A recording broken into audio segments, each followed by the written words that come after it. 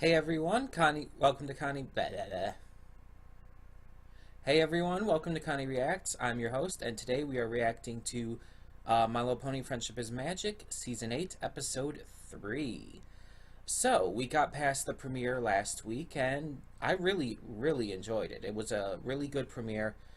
It really kicked off the season well and gave us what could and should be an ongoing story arc with this school. Now, I still expect other episodes this season to have their own plot lines, to have their own things going on. More slice of life stuff, but I also expect to see more stuff with the school, of course. Now, as that being said, I have no idea what this episode is going to contain. I don't know who it's going to be about. I don't know anything, which, as I've said before, is how I like it. um, I haven't even heard anything so far on whether or not people like it.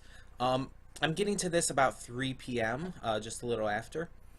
So the episode finished like 3 hours ago. And I haven't heard anything. I haven't heard if people like it or not, so yeah, I don't know where this is going to go. But there's only one way to find out, you know? So we shall do so. When the screen fades to black, pause this redirect and go to the description below. Follow the link to the reaction, and after you watch it, come back here to the redirect and resume play.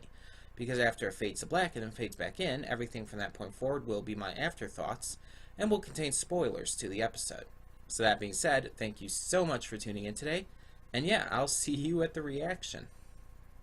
Okay, and we will begin with my afterthoughts and spoilers and all in 3, 2, 1, now. This is, keep in mind, my impressions on my first viewing. My impressions will probably change, most likely, upon more viewings with other reactors and just by myself and in general and stuff. Initial impressions, this is the most confused I've been about an episode in a long time. To take a page out of Mudbriar's book, technically, it's not a poorly written episode. It's actually pretty well written. There's some good aspects to it, some good aspects to Pinky's character explored here. I really like how even in the end, she wasn't completely okay with Mudbriar. It showed that she was still having trouble keeping her patience in check with his quirks and all. And it even basically said when Limestone was explaining things to her that she may never see him as anything other than a rock. But Maud sees him as the beautiful gems inside of the geode. And Pinky, she's focusing on that. She's putting her focus and attention to just being okay with the relationship because of that, because she wants Maud to be happy. But she's still showing that she, just in terms of her connecting with Mudbriar, it's not going to work. And one of the coolest things about that is Pinky is friends with practically everyone. In Season 2, Episode 18, the episode that actually, like, really made me a brony and saved my life from depression and suicidal attempts, A Friend Indeed, that episode had Pinky do everything in her power to try and win over Cranky, and in the end she succeeded. Cranky became her friend. And although she's not, she doesn't get to have parties and do all this wild stuff with Cranky like she does with other friends, because those friends are more about their boundaries and just want to like relax and spend time together. And you see like Cranky and stuff take part in events every here and now. I think he, like, in the Ponytones episode, I think he was shown in the crowd during the turkey call competition that Big Mac and Pinky were part of. So, and then of course there was the 100th episode. But point is, in that one, I know there were a lot of people who complained that it would have been better to show an example of Pinky not being able to be friends with everyone, because that is a reality. You can't just be friends with everyone. There are people you just won't click with. that you won't be able to befriend. This episode did that. This was I never really agreed with that criticism against A Friend Indeed. I thought it was fine the way they handled it, but I understand why people would want to see that and how it would be a great lesson. This episode handled that. And it showed Pinky not being able to understand Mudbriar. She was not able to befriend him. She worked with him for the sake of Maud in the end to plan the party for Maud's birthday. But in the end, really, they didn't become friends. And Pinky still could not connect with him. In the end, she still saw him as a boring old rock. She was just joining in the fun and joining in with the party with them for the sake of her sister. And I like that. I do. So why am I like giving this episode all this praise when I said I'm kind of mixed on it? Mudbriar. As a character, I don't think he's like poorly written, but I can't stand him. I mean, I know it seems kind of coincidental because Pinky's my favorite character and she can't stand him, but I can't stand him. He is annoying as hell. He is unlikable. He's not even quirky in a likable way to where like Maud, where she's weird and quiet and a little off, but in a very likable and just really connective way. No, Mudbriar, no, I can't stand him at all. Like, not even a little bit. I cannot stand Mudbriar. So that really soured the episode for me. Everything before he came in was fine. It wasn't the greatest, but it was fine.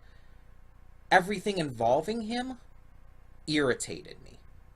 And again, he's not a poorly written character. He's just annoying as all hell to me. And this goes back to kind of what I said during the reaction. I mentioned that he, like Maud, is very weird and quiet and distant and just off, but in a different way. See, Maud kind of displays these symptoms and signs of Asperger's syndrome, a mental disorder on the autism spectrum that I personally have as well. And the thing is, so does Mudbriar. But what a lot of people don't realize is that even Asperger's, while on the autism spectrum, even Asperger's itself is a spectrum. No two people with Asperger's have the exact same symptoms, or, like, how do I put it? They don't present themselves in the same way. They come off as completely different people. One person with Asperger's might seem like the nicest, most entertaining, most fun person to be around that you could ever meet. And another person might annoy the hell out of you. And people with Asperger's can face that with other people with Asperger's. They won't just necessarily connect with them just because they also have Asperger's. It doesn't work like that. No two people with Asperger's are the same. Yes, there are some who will click a lot more, who have a lot more just relatability in ways, but it's in the long run, they're still very different, and it's kind of the same thing here. Mudbriar, in a lot of ways, is very similar to Maud, and in the ways that was mentioned by Pinky and Starlight's interaction. But he presents himself differently. I guess you could say he has like this air of snobbery to him that to me, that's how it comes off to me. He almost seems very snobby and like he has his nose in the air, and I know he doesn't, but that's how he comes across to me. And when you compare that to Maud, again, that Maud never comes across like that. In fact, a lot of the times she does come across like she's being overly nice to Pinky and to others just because she doesn't want to offend them. And again, I'm not gonna complain about the episode being poorly written or even Mudbriar being poorly written because they aren't. They're actually well written. But that doesn't mean, just because they're well written doesn't mean that I have to like it. It doesn't mean that I have to enjoy it. I find Mudbriar's personality completely off-putting. I find his character annoying as hell. And